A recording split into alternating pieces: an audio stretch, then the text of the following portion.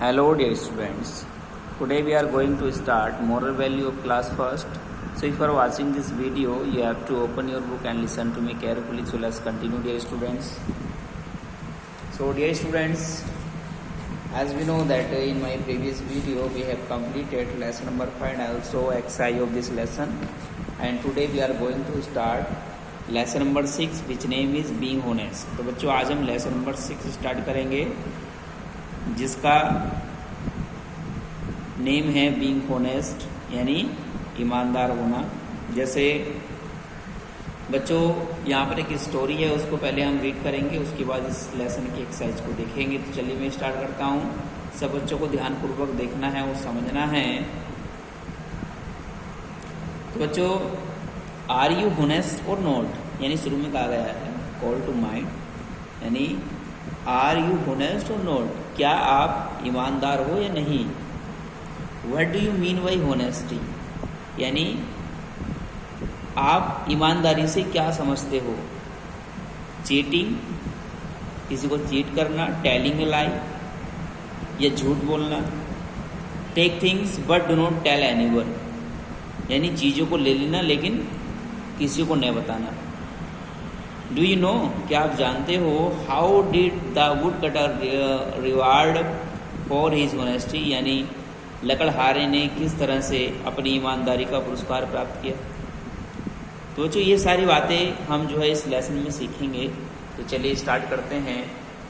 तो बच्चों ये कह रहा है द होनेस्ट वुड कटर, यानी द होनेस्ट मीन्स ईमानदार, वुड कटर मीन्स लकड़हारा। तो ईमानदार लकड़हारा, ठीक है। तो चलिए पढ़ते हैं। There lived a woodcutter in a village, यानी एक वुड कटर यानी एक लकड़हारा एक गांव में रहता था। ही वॉज वेरी पुअर, ही माने वह वाजवाने था, वेरी मीन्स बहुत, पुअर मीन्स गरीब। वह बहुत गरीब था, बट होनेस्ट लेकिन ईमानदार था। बच्चों एक गांव में एक लकड़हारा रहता था, वह बहुत गरीब था लेकिन ईमानदार था। वन डे, एक दिन, when he was cutting a tree near the bank of river, तो बच्चों when he was cutting a tree यानी एक दिन जब वह एक पेड़ को काट रहा था, near the bank of a river, एक नदी के किनारे। तो बच्चों एक दिन जब वह नदी के किनारे एक पेड़ को काट रहा था, his axe made of iron fell into water। His माने उसकी एक्स मीन्स कुल्हाड़ी, made of iron, made means बनी है, ऑफ माने की आयरन मीन्स लोहे की, जो लोहे से बनी थी, यानी उसकी कुल्हाड़ी जो लोहे की बनी थी, फेल इनटू वाटर, पानी में गिर गई। He didn't know how to swim, बच्चों ही डिडंट नो यानी ही डिड नॉट नो, वह नहीं जानता था हाउ टू स्विम यानी कैसे तैरा जाता है। ही फेल्ट वेरी सैड, और वह बहुत उदास हो गया। तो बच्चों इस पैरा का क्या मीन हो गया कि एक गांव में एक लकड़हारा रहता था, वह बहुत ही गरीब था लेकिन ईमानदार था। एक दिन वह एक नदी के किनारे पेड़ को काट रहा था, उसकी लोहे की कुल्हाड़ी पानी में गिर गई, और बच्चों वह तैरना नहीं जानता था और वह बहुत उदास हो गया। आगे देखेंगे। तो बच्चों जस्ट देन, लेकिन तभी, the god of water appeared there, यानी गॉड ऑफ वाटर यानी पानी के भगवान अपेयर्ड देयर, वहां पर दिखाई दिए। He felt pity for the poor woodcutter, तो बच्चों ही फेल्ट पिटी, वह दयालु हो गए, for the poor woodcutter यानी उस गरीब लकड़हारे के लिए उन्हें दया आ गई। He dived into the water, वह पानी में नीचे गए, and brought a golden eggs, और एक सोने की कुल्हाड़ी लेकर आए। The would cutter refused to take it as he said it was not his, तो द वुड कटर लकड़हारा रिफ्यूज्ड टू टेक इट यानी उसको लेने से मना कर दिया, यानी लकड़हारे ने उसको लेने से मना कर दिया। एज ही सैड, जैसे कि उसने कहा, इट वाज नॉट हिज, कि यह मेरी नहीं है। तो बच्चों जब वह सोने की कुल्हाड़ी लेकर आए तो बच्चों उस लकड़हारे ने कहा कि यह मेरी कुल्हाड़ी नहीं है और लेने से मना कर दिया। सिमिलरली द गोड dived into the water twice more and took out silver and woodcutter's own eggs। तो जो फिर द गॉड डाइव्ड, ठीक है, फिर भी जो गॉड भगवान थे वह दोबारा पानी में गए एक बार और and took out silver and woodcutters on eggs. और बच्चों वे क्या लेकर आए?